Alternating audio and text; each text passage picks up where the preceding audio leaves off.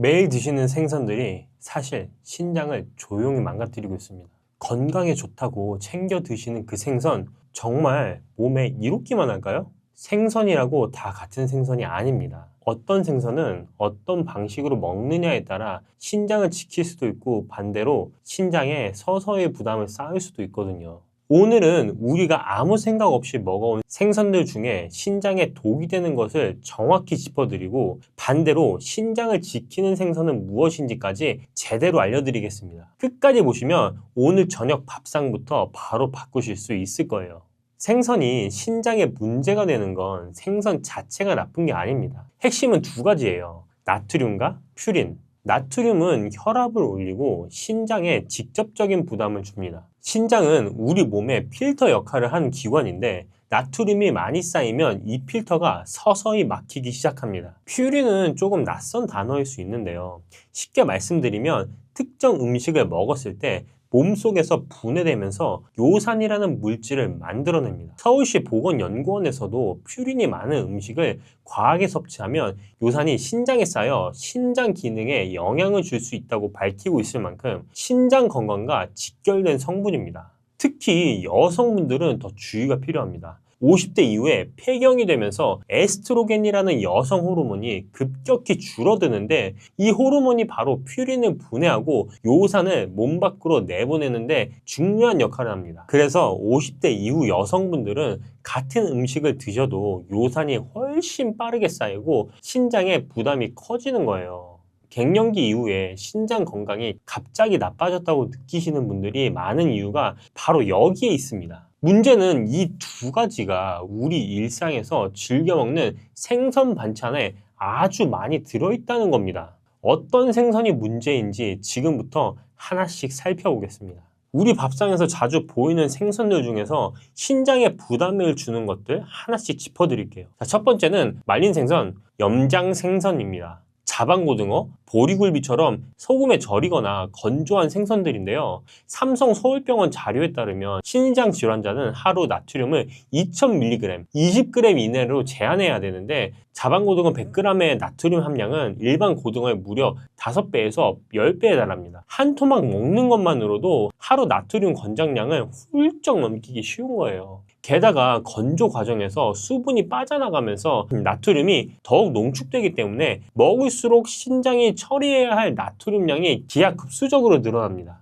나트륨이 많으면 혈압이 오르고 높아진 혈압은 고스란히 신장의 부담으로 쌓이게 되죠. 짭조름한 맛이 밥도둑처럼 느껴지시겠지만 신장 입장에서는 꽤 버거운 음식입니다. 두 번째는 멸치와 건어물류입니다. 멸치 볶음은 칼슘이 풍부하다고 알려져 있어서 꾸준히 드시는 분들이 많으시죠. 그런데 영양 전문가들은 칼륨과 인이 많은 멸치, 마른 오징어 등 말린 식품은 신장 건강에 부담을 줄 수 있다고 입을 모았습니다. 건조 과정에서 수분이 빠져나가면서 나트륨, 칼륨, 인이 그대로 농축되기 때문인데요. 특히 멸치는 뼈째 먹는 생선이라 인 함량까지 높습니다. 인이 몸에 과하게 쌓이면 신장이 이를 걸러내느라 더 많은 일을 해야 하고 결국 신장에 과부하가 걸리게 됩니다. 마른 오징어, 북어포, 황태포도 같은 이유로 과하게 드시지 않는 게 좋습니다. 자, 세 번째는 의외로 많은 분들이 건강식으로 생각하시는 참치캔입니다. 참치캔은 편리하고 단백질도 풍부해서 자주 드시는 분들이 많은데요. 여기서 문제는 참치캔에 들어있는 나트륨 양과 식품 라벨에 표시된 인산염 첨가물입니다. 인산염은 식품의 맛과 보존성을 높이기 위해 넣는 성분인데 이게 신장을 통해 걸러져야 하는 성분이라 신장에 부담을 줄 수 있습니다. 참치캔을 드실 때는 반드시 한번 헹궈서 드시는 것만으로도 나트륨을 상당히 줄일 수 있으니 꼭 기억해 두세요. 네 번째는 대형 심해 어류입니다. 횟집에서 즐겨 드시는 참치, 황새치가 대표적인데요. 식품의약품안전처 자료에 따르면 황새치 같은 새치류에는 100g당 평균 0.52 마이크로그램의 메틸수은이 포함되어 있습니다. 메틸수은은 몸속에 쌓이는 성질이 있고 신장을 통해 배출되어야 되는데 양이 많아지면 신장에 부담이 되는 겁니다. 크기가 클수록 먹이사슬 위에 있을수록 수은이 더 농축되어 있다고 보시면 돼요. 자주 드시는 편이라면 소형 어류 위 위주로 바꾸시는 게 신장 관리에 유리합니다. 마지막으로 등푸른 생선에 대한 오해도 짚어드려야 할 것 같아요. 고등어, 꽁치, 정어리 같은 등푸른 생선이 신장에 나쁘다는 말을 들어보신 분들이 많을 텐데요. 정확히 말씀드리면 이미 신장 기능이 떨어진 분들에게 해당하는 이야기입니다. 건강한 분들께는 오메가3가 풍부해서 오히려 혈압을 낮추고 신장 혈관 건강에 도움이 될 수 있어요. 하지만 신선하지 않은 등푸른 생선은 히스타민이라는 성분이 생기는데 이건 가열해도 없어지지 않기 때문에 반드시 신선한 것을 골라 드셔야 합니다. 이런 생각이 드실 것 같아요. 대체 어떤 생선을 먹으란 말이야? 신장을 생각한다면 정답은 흰살 생선입니다. 명태, 대구, 가자미처럼 지방이 적고 퓨린 함량이 낮은 생선들이에요. 흰살 생선에는 양질의 단백질이 풍부해서 근육을 유지하는 데 도움이 되고 혈당을 급격하게 올리지 않아서 식후 혈당 조절에도 유리합니다. 여기에 DHA 성분이 뇌세포를 구성하는 핵심 역할을 해서 기억력 관리에도 도움이 될 수 있고 오메가3 성분은 무릎이나 관절 주변의 염증 반응을 줄이는 데도 유리하게 작용합니다. 단백질은 충분히 챙기면서도 신장에 부담을 주는 성분이 훨씬 적어서 신장 건강을 생각하는 식단 구성에 이만한 식품이 없어요. 여기서 중요한 건 이 생선을 무엇과 함께 드시느냐입니다. 제가 첫 번째로 추천드리는 조합은 동태입니다. 동태는 퓨린 함량이 낮으면서도 단백질이 풍부하고 지방이 거의 없어서 신장이 처리해야 할 노폐물 부담이 적습니다. 여기에 잘 맞는 게 바로 두부인데요. 두부의 식물성 단백질이 동태의 동물성 단백질을 보완해줘서 한쪽에만 의존하지 않고 균형 있게 단백질을 섭취할 수 있습니다. 신장 부담 관리 측면에서 동태찌개에 두부 한 모 넣는 것 아주 간단하지만 꽤 고마운 조합이에요. 자, 두 번째는 가자미와 함께 먹으면 최고의 조합인데요. 가자미는 칼로리가 낮고 소화가 잘 되는 흰살 생선이잖아요. 위장이 약하신 분들도 부담 없이 드실 수 있어요. 여기에 잘 어울리는 게 바로 미역입니다. 미역에 들어있는 알긴산이라는 성분이 장에서 나트륨을 흡착해 몸 밖으로 내보내는데 도움이 되거든요. 생선 요리를 하다 보면 어쩔 수 없이 간을 하게 되는데 그 소금기를 미역이 잡아줄 수 있다는 거예요. 가자미 구이 옆에 미역국 한 그릇을 드시면 신장을 생각한다면 참 잘 어울리는 한상입니다. 자, 세 번째는 연어입니다. 연어는 등푸른 생선이지만 고등어나 꽁치보다 퓨린 함량이 낮고 오메가3가 풍부해서 혈압을 낮추고 신장 혈관 건강을 관리하는 데 도움이 될 수 있습니다. 미국 국립신장재단에서도 오메가3 지방이 혈중 중성지방을 줄이는데 유리하다고 밝힌 바가 있는데요. 여기에 브로콜리를 곁들이면 더 좋습니다. 브로콜리의 항산화 성분이 신장세포가 산화되는 것을 억제하는데 유리하게 작용하거든요. 연어구이에 브로콜리 한 줌, 신장과 혈관을 동시에 챙기는 식단입니다. 앞서 말씀드렸던 조합들 중에서 오늘 저녁에 바로 만들어 드실 수 있는 레시피 하나를 소개해 드릴게요. 바로 동태 두부 맑은 찌개입니다. 먼저 냄비에 물 600ml를 붓고 무 100g을 다박다박 썰어주세요. 물을 먼저 넣고 끓이는 게 포인트인데 무에서 시원한 국물 맛이 우러나오거든요. 물이 끓어오르면 동태 한 토막 약 150g 정도를 넣고 중불에서 10분간 끓여줍니다. 동태가 어느 정도 익으면 두부 반모 약 150g을 큼직하게 썰어 넣어주세요. 너무 잘게 썰면 찌개를 끓이는 동안 부서지기 쉬우니까 한 입 크기보다 조금 크게 자르시는 게 좋습니다. 마늘 한 작은술, 대파 반대를 어슷하게 썰어 넣고 마지막으로 국간장 한 큰술로 간을 맞춥니다. 소금은 아주 조금만 한 꼬집 정도면 충분해요. 맛도 좋고 영양 만점인 맑은 동태국이 완성됩니다. 짜게 드시면 신장에 부담이 되니까 간은 최대한 싱겁게 맞추시는 게 핵심입니다. 퓨린이 낮은 동태가 신장 부담을 줄여주고 두부의 식물성 단백질이 그 빈자리를 채워줘서 몸에 필요한 단백질은 충분히 챙기면서도 신장이 편안한 한 끼가 됩니다. 이 동태는 원산지가 정말 중요한 생선인데요. 찬 바다에서 잡힌 동태는 수온이 낮은 환경에서 천천히 자라면서 미네랄이 풍부하게 쌓이고 살이 단단하고 잡내가 없습니다. 동해에서는 잡히는 양이 적기도 하고 너무 비싸서 손이 안 가더라고요. 여러 군데를 제가 먹어본 결과 그 중에서 최고로 비슷하고 맛도 영양으로 따졌을 때도 좋은 걸 찾았습니다. 제가 아까 뭐라 그랬죠? 차가운 바다에서 자란 생선이 미네랄이 풍부하고 살이 단단하다고 했잖아요. 러시아산이지만 가격 측면이나 성분 측면이나 아주 좋은 것 같아요. 광고는 아니고 제가 실제로 사 먹은 동태를 아래 링크로 걸어놨으니까 확인해보세요. 살이 차고 풍부함을 느끼실 거예요. 신장 건강 챙기시려는 분들이라면 한번 확인해보세요. 신사생선은 고기보다 소화가 잘 되는 단백질 식품이라서 식사 후에 속이 더부룩하거나 무겁던 느낌이 줄고 식사가 한결 편안해졌다고 하시는 분들이 많아요. 이런 변화들이 쌓이다 보면 자연스럽게 활력으로 이어집니다. 몸이 가벼워지고 피로가 줄면서 일상에서 움직임이 늘고 전보다 덜 지치는 느낌이 든다고 하시는 분들이 많아요. 거창한 변화가 아니라 일상에서 조금씩 몸이 달라지는 게 느껴지실 거예요. 생선은 하루 한 끼, 손바닥 크기 한 토막 정도가 적당합니다. 몇 끼 드실 필요는 없고 일주일에 3번에서 4번 정도 꾸준히 드시는 것만으로도 충분히 도움이 됩니다. 거기에 두부 한 모, 미역국 한 그릇, 브로콜리 한 줌을 곁들이는 것만으로도 신장을 지키는 식단이 완성됩니다. 지금 이 순간에도 여러분의 신장은 조용히 공격받고 있습니다. 아프지도 않고 신호도 없어요. 그냥 묵묵히 일을 하면서 서서히 망가지고 있는 거죠. 신장이라는 기관은요, 절반이 손상될 때까지 아무런 증상도 나타나지 않아요. 그냥 아무렇지 않은 거예요. 그래서 더 무서운 겁니다. 오늘은 그 공격의 주범이 되는 음식들을 10위부터 시작해서 1위까지 차례대로 낱낱이 알려드리려고 합니다. 그런데 여기서 정말 중요한 게 있어요. 지금 제가 말씀드린 음식들 중에서 어르신들이 매일 드시는 것들이 분명히 포함되어 있거든요. 설마 이게? 라고 생각하실 수도 있어요. 하지만 끝까지 보시고 나면 오늘 저녁 밥상이 다르게 보이실 겁니다. 그럼 10위부터 시작해 보겠습니다. 10위는 튀김류, 패스트푸드, 마가린 이런 고지방 식품들입니다. 이건 뭐 당연한 거 아닌가요? 하실 수도 있어요. 그런데 이게 신장을 망치는 방식이 생각하시는 것과 좀 달라요. 고지방 식품이 신장을 직접 공격하는 건 아닙니다.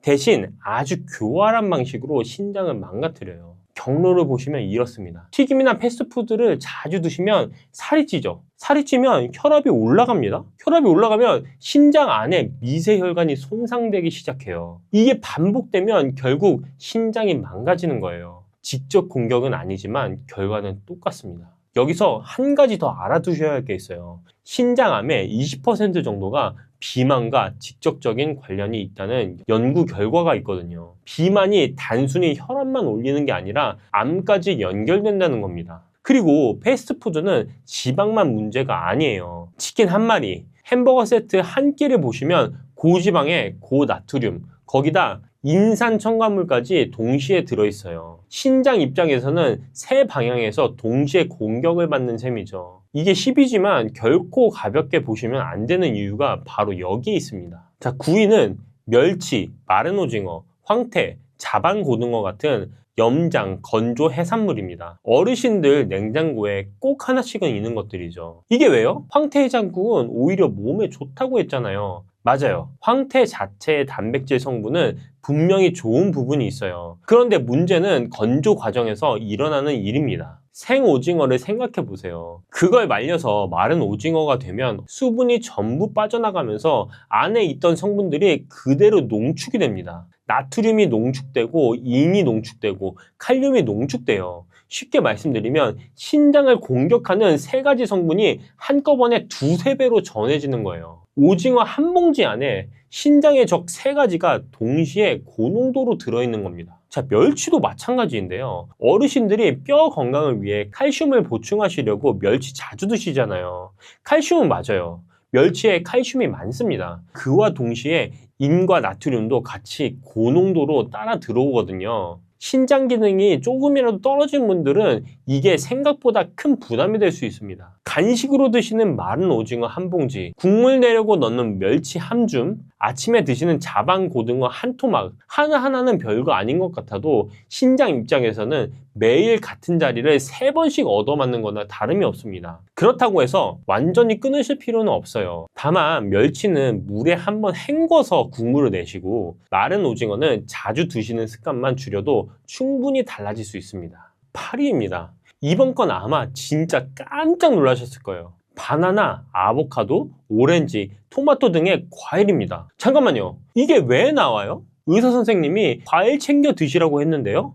맞아요. 건강한 분들한테는 이 과일들이 정말 좋은 음식이에요. 문제는 신장 기능이 떨어지기 시작한 분들한테는 이야기가 완전히 달라진다는 겁니다. 이 과일들의 공통점이 뭔지 아세요? 칼륨이 아주 풍부하다는 거예요. 칼륨은 원래 우리 몸에 꼭 필요한 성분이에요. 심장 박동을 조절하고 근육이 제대로 움직이게 해주는 중요한 미네랄이죠. 건강한 신장은 혈액 속에 칼륨이 너무 많아지면 알아서 걸러내서 소변으로 내보내거든요. 근데 신장 기능이 떨어지면 칼륨을 제대로 걸러내지 못합니다. 혈액 속에 칼륨이 계속 쌓이기 시작하는 거죠. 그러면 어떻게 되냐면요. 처음에는 피로감이 오고 근육에 힘이 빠지는 느낌이 들어요. 그러다 심해지면 부정맥이 옵니다. 심장 박동이 불규칙해지는 거예요. 더 심각해지면 심장 마비까지 이어질 수 있어요. 건강을 위해 매일 챙겨 드시면 과일이 신장 상태에 따라서는 독이 될 수 있다는 거 꼭 기억해 주세요. 그렇다면 어떻게 하면 될까요? 과일을 아예 끊으실 필요는 없습니다. 칼륨 함량이 상대적으로 낮은 사과나 배로 바꿔보세요. 바나나 1개 대신 사과 반 개, 이것만으로도 신장에 가는 부담이 확 줄어듭니다. 토마토나 감자처럼 칼륨이 많은 채소는 끓는 물에 한번 데쳐서 드시면 칼륨이 물에 빠져나가서 훨씬 안전하게 드실 수 있습니다. 치리도 파리 못지않게 놀라실 겁니다. 치즈, 우유, 견과류입니다. 아니, 이거 진짜 왜요? 골다공증 예방하려고 매일 챙겨 먹는 건데요? 그렇죠. 어르신들이 뼈 건강을 위해 가장 열심히 챙기시는 음식들이에요. 그런데 신장 기능이 떨어진 분들한테는 이게 오히려 역효과가 날 수 있어요. 이 음식들의 공통점은 영어로 포스포러스라는 성분이 풍부하다는 거예요. 이는 원래 뼈를 튼튼하게 만드는데 꼭 필요한 미네랄이에요. 건강한 신장은 혈액 속 인이 너무 많아지면 걸러서 내보내는데 신장 기능이 떨어지면 이걸 제대로 못해요. 인이 혈액 속에 쌓이기 시작하는 거죠. 그러면 어떻게 되냐면요. 피부가 심하게 가렵기 시작해요. 뼈가 약해지고 심혈관 질환 위험도 올라갑니다. 뼈를 지키려고 먹는 음식이 오히려 뼈를 망가뜨리는 아이러니한 상황이 생기는 거예요. 그렇다면 어떻게 하면 될까요? 치즈나 우유를 완전히 끊으실 필요는 없습니다. 대신 절반은 두부로 바꿔보세요. 두부는 동양의 치즈라고 불릴 만큼 칼슘은 유제품 못지않게 풍부하면서 신장에 부담을 주는 인 함량은 훨씬 낮거든요. 우유 한 잔을 두부 한 모로 바꾸는 것, 그것만으로도 신장이 한결 편해집니다. 견과류도 마찬가지예요. 인 함량이 낮은 마카다미아나 잣으로 바꿔보시면 영양은 챙기면서 신장 부담은 줄이실 수 있어요. 자, 유기는 요즘 어르신들 사이에서 정말 많이 찾으시는 것 중에 하나예요. 바로 단백질 보충제 프로틴 쉐이크입니다. 근감소증 예방하려면 단백질 챙겨야 한다고 해서 열심히 먹고 있는데요. 긴감소증 예방에 단백질이 중요한 건 사실이에요. 그런데 여기에 함정이 있습니다. 단백질은 지방이나 탄수화물이랑 달리 분해될 때 질소화합물이라는 노폐물이 생겨요. 이 노폐물을 걸러서 소변으로 내보내는 게 바로 신장이 하는 일이거든요.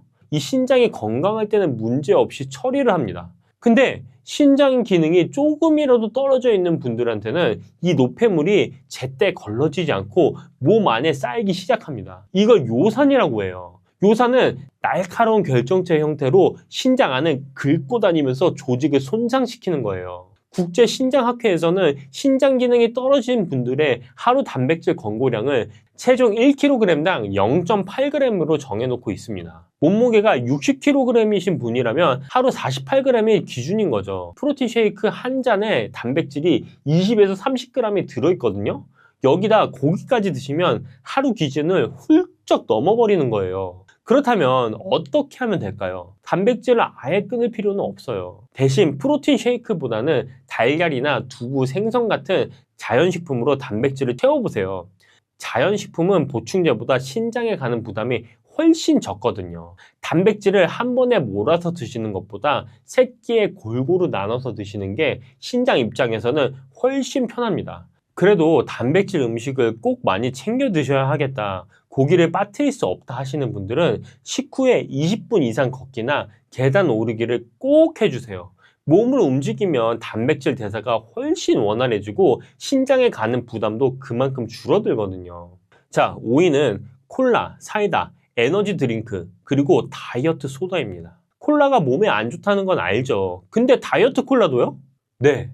오히려 다이어트 콜라가 더 무서울 수 있어요. 이게 오늘 5위에서 가장 중요한 포인트입니다. 일반 콜라 얘기부터 잠깐 해보자면 짙은 색 탄산음료에는 색이 변하지 않게 하고 유통기한을 늘리기 위해 인산염을 첨가해요. 자연식품에 들어있는 이는 우리 몸에 30에서 40%만 흡수하도록 조절이 돼요. 그런데 탄산음료에 들어있는 인산염은 무려 90%가 흡수합니다. 같은 인이라도 가공식품에 들어있는 건 신장에 훨씬 부담을 주는 거예요. 설탕 없는 다이어트 콜라는 괜찮지 않냐고요? 연구 결과를 보시면 하루 2잔 이상 다이어트 소다를 마신 분들은 그렇지 않은 분들보다 신장 기능이 30% 이상 떨어졌다고 나와 있습니다. 설탕 대신 들어간 인공 감미료가 인슐린 반응을 건드리고 결국 당뇨로 이어지는 경로를 만들거든요. 건강을 위해 마시는 제로 음료가 신장을 망치는 아이러니한 상황인 거죠. 그렇다면 어떻게 하면 될까요? 이 탄산음료가 당기실 때는 탄산수에 레몬 한 조각을 넣어 드셔보세요.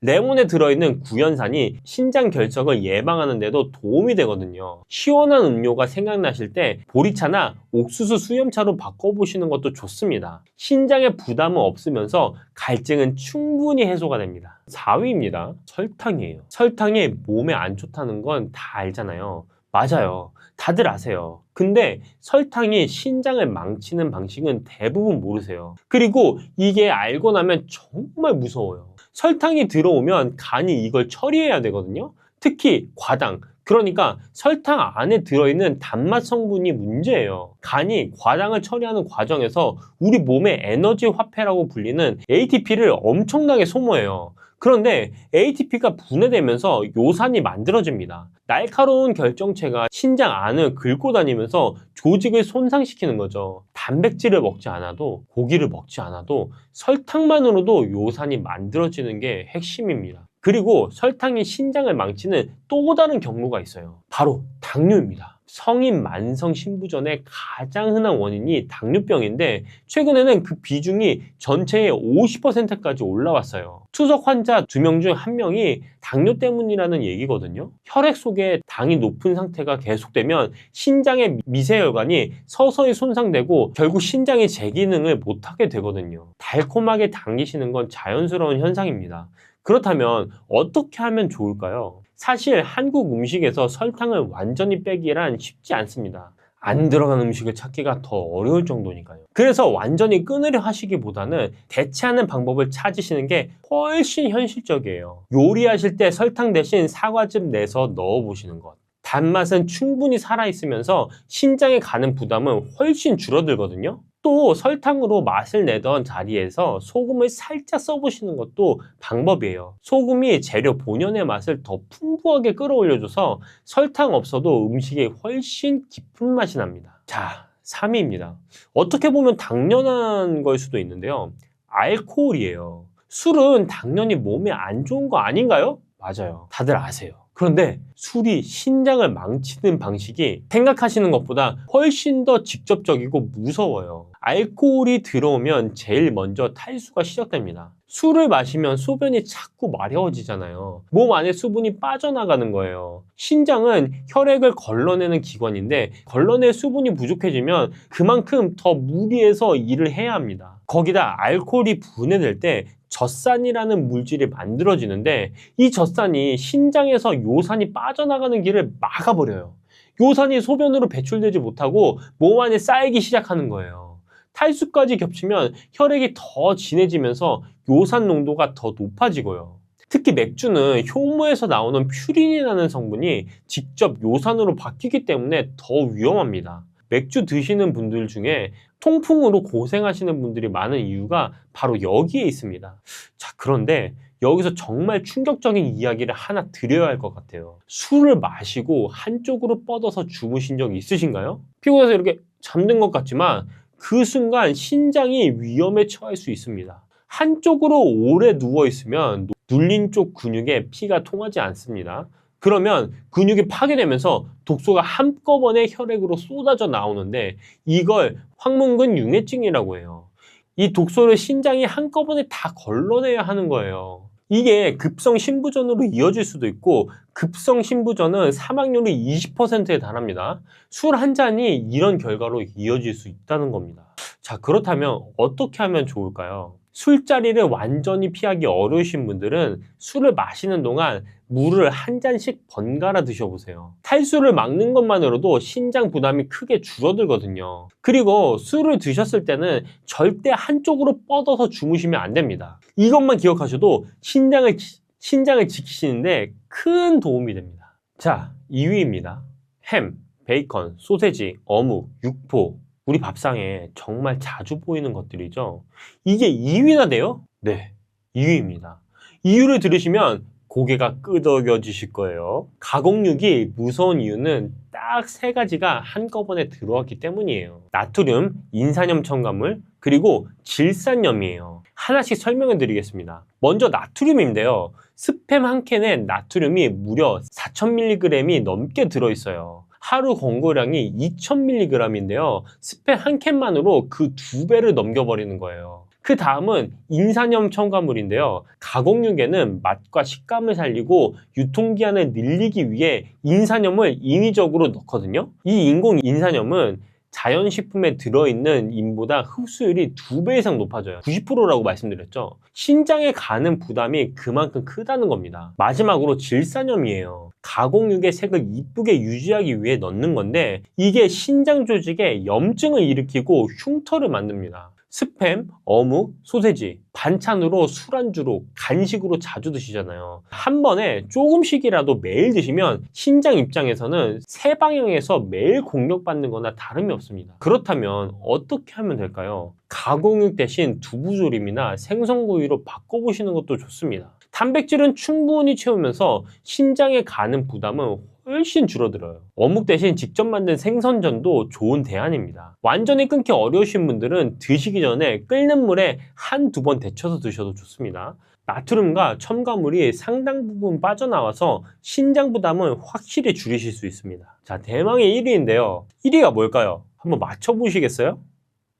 바로 발효 영양식품들이에요. 된장, 간장, 고추장, 젓갈, 장아찌, 자반생선, 우리 밥상에서 절대 빠질 수 없는 것들이죠. 아니, 된장이 왜요? 된장은 몸에 좋다고 했잖아요. 맞는 말씀이에요. 된장 자체의 발효 성분은 분명히 이로운 부분이 있어요. 근데 문제는 그 안에 들어있는 나트륨이에요. 2023년 기준으로 우리나라 사람들이 하루에 섭취하는 나트륨 평균량이 얼마인지 아시나요? 3136mg입니다. 세계보건기구 WHO에서 하루 권고량으로 정해놓은 게 2000mg인데 그것의 무려 1.6배를 매일 먹고 있는 거예요. 그럼 이 나트륨이 신장을 어떻게 망치는지 설명해 드리겠습니다. 나트륨이 과도하게 들어오면 우리 몸은 갈증을 느끼고 물을 더 마시게 돼요. 체내에 소금과 물이 동시에 늘어나는 거죠. 자연스럽게 혈압이 올라가고요. 그리고 높아진 혈압이 신장 안에 있는 아주 가느다란 미세혈관에 직접적으로 압력을 가합니다. 이게 수십 년 반복되면 신장이 서서히 굳어가고 기능을 잃어가는 거예요. 더 무서운 건 이게 얼마나 빠르게 쌓이느냐예요. 젓갈 1스푼, 된장찌개 1그릇이면 하루 나트륨 권고량의 절반이 넘어버려요. 거기다 김치에, 국에, 반찬에 한 끼만 드셔도 이미 하루 기준량을 훌쩍 넘는 경우가 대부분입니다. 그렇다면 어떻게 하면 될까요? 된장찌개를 아예 끊으실 필요는 없습니다. 국물을 절반만 남기시는 것부터 시작해 보세요. 간장이나 소금으로 간을 하실 때는 넣기 전에 먼저 한번 맛을 보시는 습관만 들이셔도 나트륨 섭취량이 눈에 띄게 줄어들거든요. 그리고 국이나 찌개를 끓이실 때 다시마 멸치 육수 대신에 무나 양파 육수를 써보세요. 나트륨 없이도 깊은 맛은 충분히 나면서 신장 부담은 확 줄어듭니다. 자, 오늘 10위부터 1위까지 신장을 망치는 음식들 쭉 살펴봤는데 어떠신가요? 설마 이게? 라고 생각하셨던 음식들이 몇 가지 있으시죠? 제가 여기서 퀴즈 하나 드리겠습니다. 신장을 망치는 음식 7위는 뭐였을까요? 상단에 있는 퀴즈를 한번 맞춰보세요.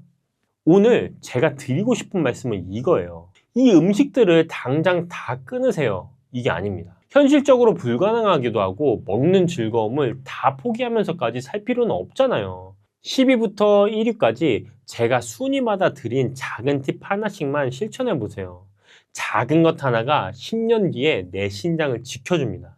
신장을 한번 망가지면 되돌리기가 정말 어려운 기간이죠. 그리고 아프지 않다고 괜찮다고 방심하시면 안 됩니다. 오늘 영상 처음에 말씀드렸잖아요. 신장은 절반이 망가질 때까지 아무 신호도 보내지 않는다고요. 지금 이 순간이 챙기실 수 있는 가장 좋은 때입니다.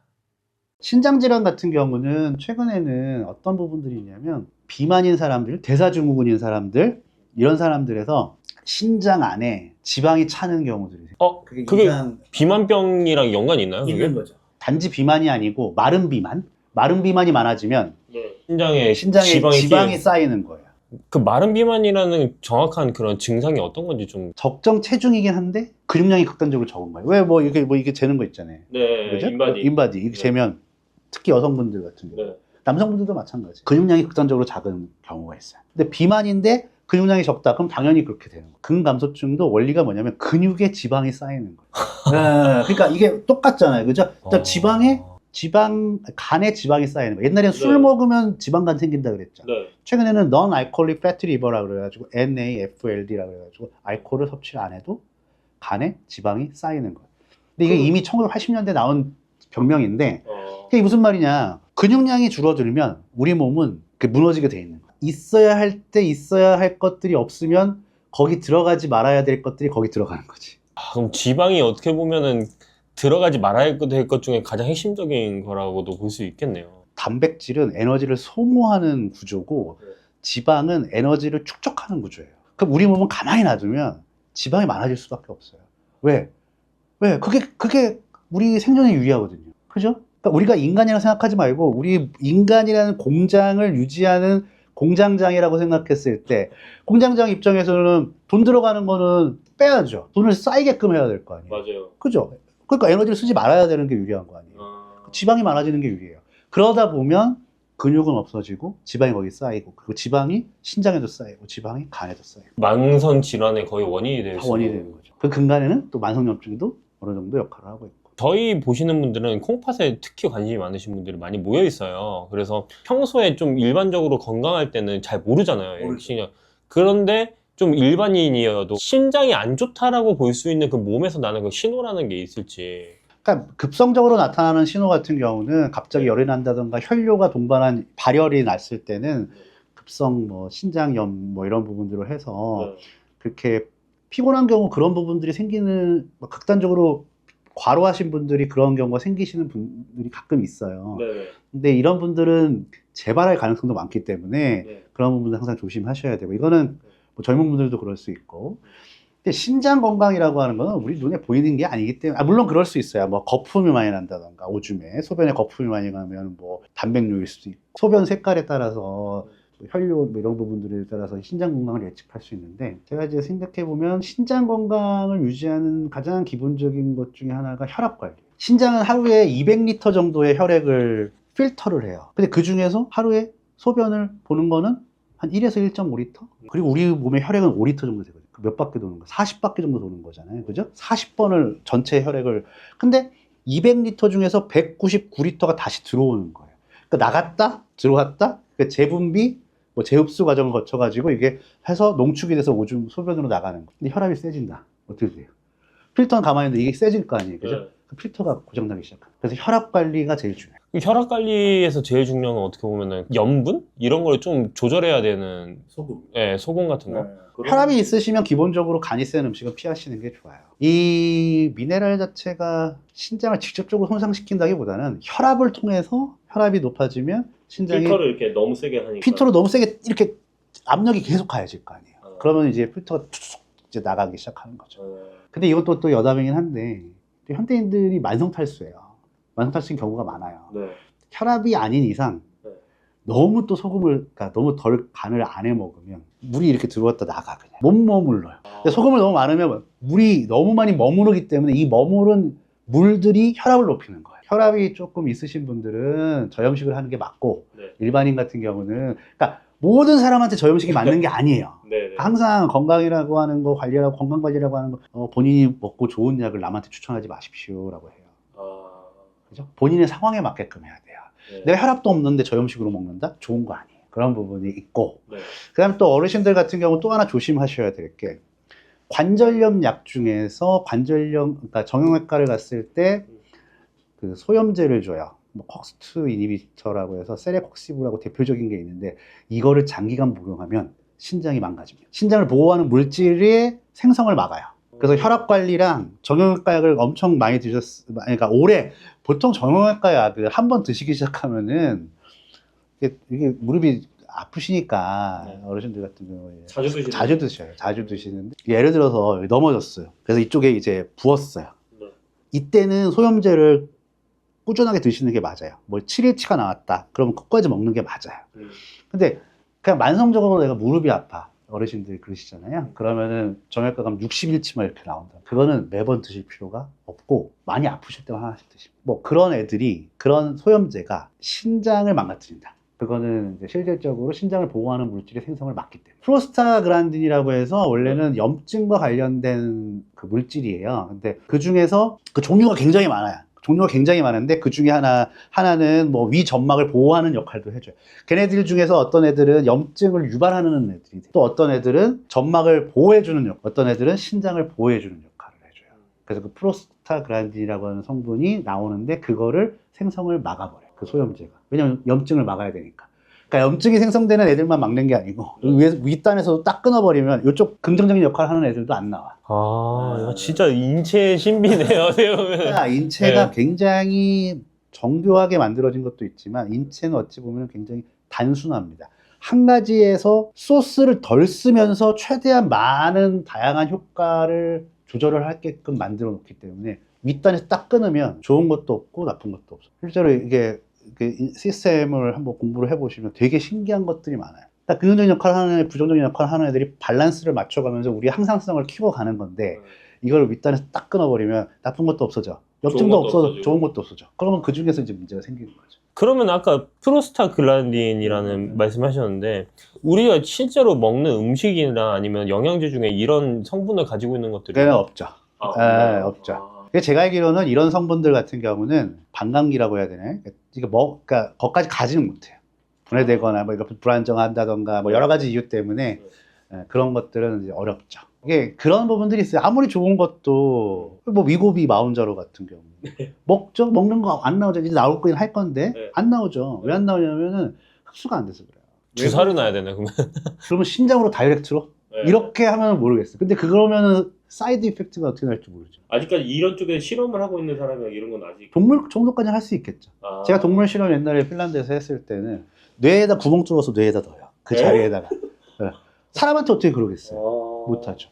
그러니까 뇌는 파킨슨병이 생겨난 부분을 정확하게 이렇게 여기다가 여기 머리 여기 깎아서 쥐털을 깎은 다음에 여기다가 딱 한 다음에 거기 딱 깨요. 거기만 딱 거기다가 딱 집어넣고 이 몇 센치 몇 미리 들어가면 되는 것까지 딱 정해가지고 거기 딱 집어넣고 거기다 양분을 딱 투여해요. 왜냐면 백날 먹어봤자 안 되니까. 근데 그거 사람한테 어떻게 하겠어요? 신장 어떻게 찌르겠어요? 못하죠. 못하죠.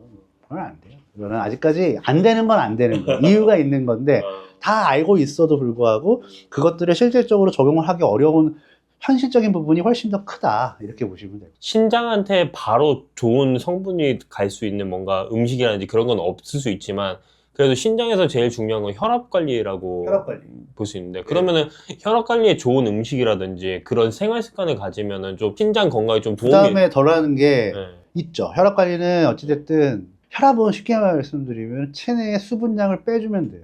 살이 빼지면 수분량도 줄어들어요. 그럼 그 물을 좀 안 먹어야 되나요? 그렇기 때문에 저염식을 먹으라는 거죠. 물을 먹어도 빨리빨리 빠질 수 있게끔. 체내 오래 지속이 되면 안 돼요. 그러니까 하여튼 이 혈압 관리라는 거는 그러니까 몸속에 있는 수분량을 줄이시는 게 제일 좋다. 그거는 체중 관리가 될 수도 있고 저염식이 될 수도 있고 그 두 개가 똑같은 거죠. 근데 제가 듣기로는 물을 많이 마시면 콩팥에 좀 도움이 된다? 이런 얘기도 좀 제가 들어본 것 같긴 한데. 물을 많이 마시면은 뭐 일반적으로 여러 가지 도움은 되겠지만 뭐 신장에 특수하게 도움이 된다던가. 근데 물도 너무 많이 마시면 죽어요. 그러니까 이게 극단적으로 갈 필요가 없다. 아. 물 섭취는 하루에 뭐 한 1에서 2리터 사이 정도? 뭐 1에서 2리터. 뭐 1.5에서 2리터. 그 정도 드시는 것 같고 문제가 안 되니까. 그리고 한 번 드실 때 200 정도, 200에서 300 사이로 너무 한꺼번에 많이 드시지 말고. 이게 그냥 원칙이에요. 그리고 식사 전으로 많이 드시지 말고. 식사 전으로 많이 드시면 소화효소가 희석돼가지고 소화가 안 되는 경우가 있다. 수분을 안 먹으면 문제가 생길 수 있죠. 수분을 안 먹으면 탈수가 생기는데 탈수가 생기면은 에너지 대사가 제대로 안 되기 때문에 뭐 피로감이 오고 뭐 여러 가지가 올 수도 있어요. 그러니까 변비가 올 수도 있고 네. 안구 건조가 올 수도 있고 네. 뭐 여러 부분들이 뭐 피부도 당연히 뭐 푸석푸석해질 거고. 네. 그래서 그 수분은 적당히 드시는 게 좋은데 뭐 수분을 물을 많이 먹는다고 신장이 좋아진다? 이거는 아니고 혈압이 없는데 저염식을 할 필요는 없다. 맞다. 오히려 탈수를 일으킬 수 있다. 근데 혈압이 있으면 저염식을 하시는 게 좋다. 아 여기서 또 하나 말씀드릴게. 신장 같은 경우는 또 당뇨와도 밀접한 거예요. 아, 그래요? 네, 당뇨와도 밀접한 관련이 되어 있는데 이 당뇨라는 게 어찌됐든 혈당이 조절이 안 돼서 생기는 건데 조절이 안 된 혈당이 계속 높은 상태로 혈중에 유지가 되고 있으면 혈관 안에서 포도당이 독성물질로 변해요. 그리고 혈액에 독성물질이 많아. 네. 그러면은 작은 혈관부터 망가질까요? 큰 혈관부터 망가질까요? 작은 거부터. 작은 거부터 망가지겠죠. 네. 모세혈관 분포가 가장 많은 곳이 망막, 신장, 신경이에요. 그러니까 망막이 망가지고 신장이 망가지고 신경이 망가지고 그것도 관리를 하셔야 돼요. 당 관리도 하셔야 되고. 그러니까 이게 만성질환이 다 연관이 됩니다. 신장이 결국은 필터기 때문에. 필터면서 모세혈관 필터거든요. 쉽게 얘기하면. 그러니까 당뇨에 있어서 혈관 안에 독성물질이 많아지면 모세혈관 분포가 많은 신장이 망가질 거고 혈압은 이건 화학적으로 망가진다고 치면 혈압은 물리적으로 망가뜨리는 거죠.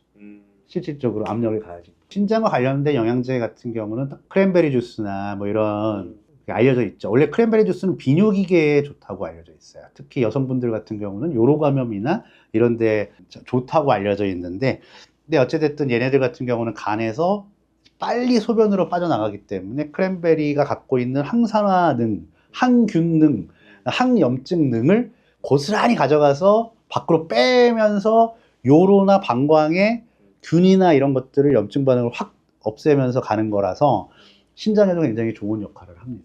우리 동양 쪽, 크랜베리는 서양 쪽이고요. 뭐 동유럽 쪽에서 많이 재배한다고 알려져 있는데 동양에서는 뭐 육미지왕이나 뭐 우차신기환, 용담사간탕 이런 또 한방제제들이 있어요. 저 다 처음 들어보네, 이거. 육미지왕, 우차신기환, 뭐 용담사간.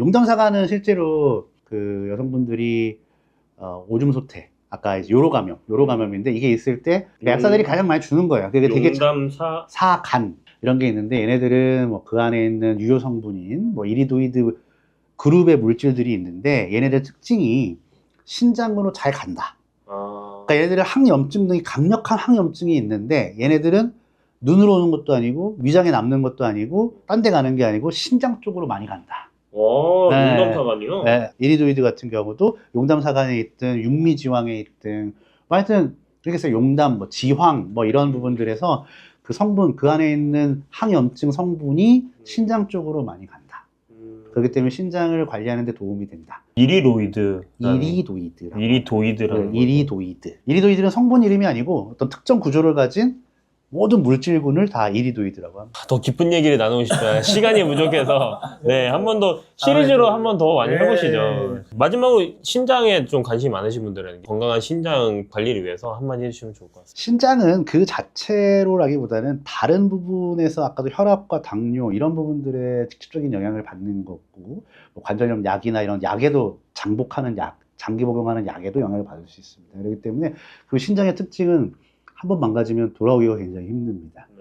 그렇기 때문에 이식을 가장 많이 하는 장기 중에 하나죠. 그런 이유 때문에 두 개 있어서 그렇고요. 두 개 있어서 그렇고요. 그렇기 때문에 신장이야말로 소 잃고 외양간 고치면 안 되는 것 중에 하나입니다. 그렇기 때문에 평소에 다른 질환 관리도 잘 해주시고 드시는 약물이 너무 장기 복용하는 건 아닌가 이런 부분들이 신장 건강과 항상 약사들하고 같이 얘기도 많이 하시고 그러면서 평소에 신장 관리 그리고 본인의 소변 색깔도 소변을 보시고 나면 한 번씩 체크를 해주시고 이런 부분들을 잘 해주시면 신장은 예방이 다다 이렇게 보시면 돼요. 그렇게 관리하시면 되실 것 같습니다. 표고버섯 이것과 같이 드시면 콩팥이 녹아내립니다. 산속의 고기라 불리며 건강식품의 대명사로 알려진 이 표고버섯, 아마 많은 분들이 몸에 좋다는 말만 믿고 꾸준히 챙겨 드시고 계실 건데요. 그런데 이 귀한 버섯이 특정 음식과 만나는 순간에 여러분의 혈관을 막고 신장을 망가뜨리는 무서운 도구로 변할 수 있다는 사실 알고 계셨나요? 하지만 너무 걱정하지 마세요. 제대로만 드시면 표고버섯만큼 좋은 음식이 없습니다. 표고버섯에는 에리타데닌이라는 성분이 들어있어요. 이 성분은 혈액 속의 나쁜 콜레스테롤을 몸 밖으로 내보내고 혈관벽에 달라붙은 찌꺼기를 녹여내는 역할을 합니다. 쉽게 말해서 혈관 청소부예요. 미국 심장학회에서도 좋은 콜레스테롤은 높이고 나쁜 콜레스테롤은 낮추는 대표 식품으로 표고버섯을 꼽았을 정도입니다. 여기에 레티난이라는 항암 성분도 있습니다. 우리 몸에 면역세포를 깨워서 암세포와 싸우게 만드는 성분인데요. 실제로 표고버섯을 꾸준히 드시는 분들은 유방암 발병률이 57%나 낮아졌다는 연구 결과도 있습니다. 미국 식품의약국이 선정한 10대 항암 음식 중에 표고버섯이 들어간 이유가 바로 이 렌티난 때문입니다. 꾸준히 드신 분들은 2주쯤 지나면 아침에 얼굴 붓기가 줄어들고 한 달쯤 지나면 계단 오르내리는 게 한결 가벼워졌다고 하세요. 혈관이 깨끗해지니까 온몸 구석구석 피가 잘 도는 거예요. 그럼 이렇게 좋은 표고버섯 어떻게 드셔야 할까요? 이것만 기억하시면 됩니다. 먼저 표고버섯을 요리하기 전에 꼭 해주셔야 할 게 있습니다. 냄비에 물을 넉넉히 붓고 팔팔 끓으면 손질한 표고버섯을 넣고 2분만 데쳐주세요. 이렇게 한번 데쳐주는 것만으로도 퓨린 함량이 30%에서 60%까지 줄어듭니다. 퓨린이 뭐냐고요? 우리 몸에서 분해되면서 요산이라는 찌꺼기를 만들어내는 성분인데 이게 쌓이면 통풍이 오거나 신장에 무리가 갈 수 있거든요. 데친 물은 아깝다고 쓰시면 안 됩니다. 과감하게 싱크대에 버려주세요. 그 다음에 버섯을 찬물에 한번 헹궈주시면 됩니다. 이렇게 하면 퓨린은 빠지고 버섯살은 오히려 탱탱해져서 식감도 좋아집니다. 이렇게 깨끗해진 버섯을 가장 맛있게 드시는 방법은 들깨탕입니다. 물 800ml에 다시마 한 장 넣고 끓이다가 물이 팔팔 끓기 시작하면 5분 뒤에 이 데쳐둔 표고버섯을 넣어주세요. 거기서 5분을 더 끓인 다음 불을 약하게 줄이고 들깨가루를 듬뿍 넣어주시면 됩니다. 여기서 중요한 게 들깨가루는 꼭 마지막에 넣으셔야 됩니다. 처음부터 넣고 오래 끓이면 들깨의 좋은 기름 성분이 산패돼서 오히려 몸에 안 좋아집니다. 일주일에 2번, 3번 이 들깨탕 한 그릇이면 충분합니다. 그런데 이렇게 좋은 표고버섯도 잘못 드시면 제가 독이 된다고 했잖아요. 절대 같이 드시면 안 되는 조합이 딱 3가지 있는데 이 3가지만 조심하면 됩니다. 제가 지금부터 이 3가지를 알려드릴게요. 자, 첫 번째, 술과 내장 요리예요. 곱창이나 대창 같은 내장은 그 자체로 퓨린 덩어리인데 여기에 표고버섯까지 더해지면 요산이 폭발적으로 늘어납니다. 거기다가 술까지 드시면 신장이 요산을 내보내는 통로가 막혀버려요. 등산 다녀와서 막걸리 한 잔에 곱창 전골, 거기에 건강 챙긴다고 표고버섯 추가하시는 분들 많으시잖아요. 이 조합이 딱 최악입니다. 통풍 발작이 오거나 신장이 손상될 수 있으니까 절대 피해주세요. 둘째는 짭짤하게 조린 장조림입니다. 표고버섯 장조림이 밥 반찬으로 정말 맛있긴 하죠. 그런데 문제는 버섯이 간장물을 쭉 빨아들인다는 거예요. 나트륨이 한꺼번에 몸속으로 들어오면 우리 몸은 수분을 붙잡아 두려고 하고 혈액량이 늘어나면서 혈압이 올라갑니다. 이 압력을 신장이 고스란히 받아내야 하는데 마치 낡은 정수기 필터에 고압의 물을 밀어 넣는 것과 같아요. 드시더라도 국물은 절대 밥에 비비지 마시고 버섯만 건져 드세요. 자, 셋째, 생으로 드시는 겁니다. 산에서 갓 따온 싱싱한 표고버섯을 기름장에 찍어 드시는 분들 계시는데 이게 진짜 위험합니다. 버섯은 채소가 아니라 곰팡이의 일종인 균류거든요. 생으로 드시면 복통이나 설사를 일으킬 수 있고 심한 경우에는 온몸에 줄무늬 발진이 생기는 표고버섯 피부염이 올 수도 있습니다. 아무리 신선해도 반드시 익혀 드셔야 됩니다. 자, 반대로 표고버섯과 찰떡궁합의 음식들이 있는데요. 앞서 말씀드린 들깨 말고도 이 두 가지가 더 있습니다. 자, 첫 번째는 돼지고기 수육입니다. 듣기만 해도 정말 군침이 돌죠? 돼지고기는 단백질이 풍부해서 근육 유지에 좋은데 기름기가 걱정되시잖아요. 이때 표고버섯을 같이 드시면 버섯의 식이섬유가 장에서 지방을 붙잡아서 몸 밖으로 내보내줍니다. 단백질을 흡수하고 기름기는 빼는 거죠. 자, 다만 삼겹살처럼 불에 직접 굽지 마시고 물에 삶은 수육이나 찜으로 드셔야 됩니다. 찜기에 표고버섯을 깔고 그 위에 기름기 적은 앞다리살을 올려 써보세요. 고기 육즙이 버섯에 스며들면서 맛도 정말 좋습니다. 자, 또 하나는 미역입니다. 미역의 이 끈적끈적한 알긴산 성분이 몸속 중금속과 노폐물을 흡착해서 변으로 배출시켜 주거든요. 표고버섯이 혈관을 청소하는 동안에 미역이 장을 청소해 주는 거예요. 표고버섯 미역국 한 그릇이면 혈관과 장을 동시에 관리하실 수 있습니다. 다만 주의하셔야 할 사항이 있어요. 50세 이후에 여성분들이 특히 통풍 환자가 급증하고 있는데요. 폐경 전에는 여성 호르몬이 요산을 몸 밖으로 내보내는 걸 도와주거든요. 근데 폐경 이후에는 이 호르몬이 확 줄어드니까 요산 배출 능력도 같이 떨어지는 겁니다. 실제로 여성 통풍 환자의 80%에서 90%가 50세 이후에 발생해요. 그럴 때일수록 표고버섯을 잘 맞는 음식과 함께 드시면서 몸을 지켜야겠죠? 자, 제가 앞서 말씀드린 대로 데쳐서 퓨린을 빼고 들깨나 미역처럼 궁합 좋은 식재료와 함께 드시면 오히려 혈관 건강에 큰 도움이 된다고 말씀드렸어요. 다만 신장 기능이 많이 떨어지신 분들은 조금 더 신경 쓰셔야 됩니다. 표고버섯에는 칼륨도 들어있는데 신장이 안 좋으면 칼륨 배출이 잘 안 되시잖아요. 이런 분들은 데치기를 2번이 아니라 3번, 4번 해주시면 칼륨까지 싹 빠질 수 있습니다. 신장 아프신 분들은 꼭 이 부분을 유의하셔서 드시면 좋겠습니다. 자, 마지막으로 공복에는 드시지 마세요. 버섯의 식이섬유가 빈속에 들어가면 속이 쓰릴 수 있습니다.